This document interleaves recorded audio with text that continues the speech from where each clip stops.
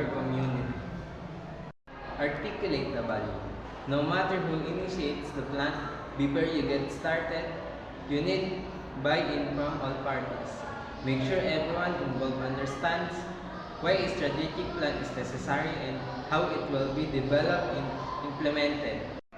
It's essential to communicate your purpose to build trust between staff and elected officials and between the organization and the community. Strategic plans offer a way to gain consensus on long-range organizational goals, provide a framework for prioritizing your strategic plans, offer a way to gain consensus on long-range organizational goals, provide a framework for prioritizing resources, allocation, and establish accountability and transparency in the decision-making process. Plan to plan. Strategic planning is highly visible, so you'll want to make sure you have a detailed design for the strategic planning process itself. Start by identifying information needed to provide context for the strategic decision. How, when, and where you will be soliciting the perspective of the community, elected officials, partners, and staff, and how you will track and report on progress. Determine how the plan will be disseminated and what audience you need to reach. Be deliberated in how the plan will align with other management tools such as the budget, agendas, and employees' performance evaluation. Start where you're at. Most planning processes begin with an environmental scan or situational analysis. Identifying financial and economic trends, development projects, demographic shifts, and other project impacts are official for creating a shared understanding of the current circumstance. Other elements might include anticipated legislative impacts from state and federal agencies, potential technology disruption, or social issues identified in the community. A great approach is a PES analysis, identifying the political, economic, social, and technological factors affecting the community. Engage your community. Ideally, strategic planning involves a robust public engagement process. When you engage your community with surveys and other types of tools, the results may surprise you. Some communities will use a simple SWOT analysis, asking for strength, weakness, opportunities, and threats, or an open-ended online survey of community issues. Others will generate lists of known issues and ask residents to rank them according to perceived importance. The most comprehensive approach. Engage your stakeholders in person at facilitated vision workshops or town hall meetings.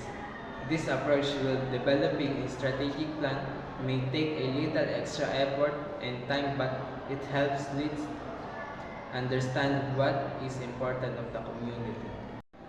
Enroll your staff. Involve staff in the development of the plan early on by understanding their issues, concerns, and ideas for programs and initiatives to address known problems. When people are asked to participate in something, they are more likely to buy into the resulting plan. When your staff sees their ideas have been considered and maybe even incorporated, they'll be more invested. Ask questions like what are the issues we're facing and what are the strengths and weaknesses of the organization. Dream big. You've identified the need for a strategic plan, analysis of the environment, and engage key stakeholders. The next critical step is to articulate where you're expecting the plan to accomplish. This is generally done in a workshop with elected officials where the vision, priorities, and goals are tested out. This often begins with identifying an overreaching vision that will serve as the plan's North Star, the direction you want to everyone involved to head toward.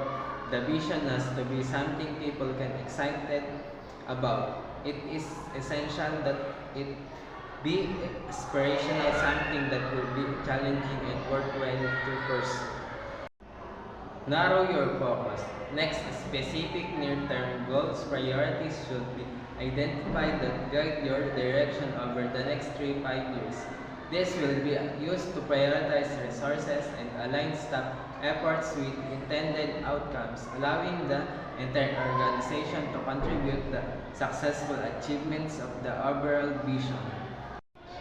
Be specific. All goals must be support achieving your vision and be supported by strategies that define successful outcomes. It is important to consider how each goal helps achieve the vision and how each strategy supports each goal. When developing a strategic plan, keep in mind that almost all strategic plans have big far-reaching goals like improving public safety. But the rubber hits the road when you get specific with your strategies. Identify specific measurable intended outcomes like reduce crime by 10%. Your strategies need to be measurable and achievable within a specific time frame. Take action.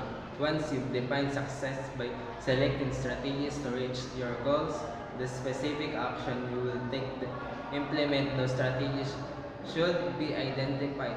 Action realized the intended outcomes of the plan and included the task, milestone, dates, and resources needed to achieve them.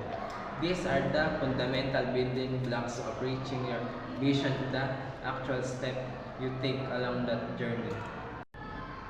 Align resources. The budget puts resources behind your goals to make achieving them possible. A former manager I work with will say that the budget operationals, the strategic plan, each action requires resources, people, money, or materials to implement. To achieve a goal of having safe neighborhood defined by the outcomes of a reduction into outbreaks ends, you need to invest in programs that make that possible. One might be a public information campaign requiring printed materials and time investments from your social media team. Another might be target police patrol requiring special equipment and staff assignments in the patrol division. Whatever resources are required to complete the action must be included in the budget. Implement the plan and report on progress. After the strategic plan is adopted and the budget approved, your team will start to implement the actions contained in the plan. To ensure that they stay on track, dashboards and periodic reports need to be established to information elected officials and the community on progress. This will reinforce trust in the process and allow the organizations to make mid-course connections with things don't unfold as predicted. The key takeaway throughout pre-planning, stakeholders engagement, and finalizing your strategic plan is to manage the process and not be managed by it. City managers need to be steering the ship at all times. Your strategic plans need to become an engagement tool to manage the entire organizations. Having and implementing it effectively is necessary to make the plans happen. According to Kevin Natson, Kevin has spent more than 20 years working for the cities of Coral Springs, Florida and Reno, Nevada, specializing in administration, budget, strategic planning, performance management, process improvement, and communications. He also serves as a local government consultant where he provides more than 200 strategic planning, performance management, organizational assessment projects to 142 cities, countries, and districts across the U.S. Strategic planning is written by Kevin Natson.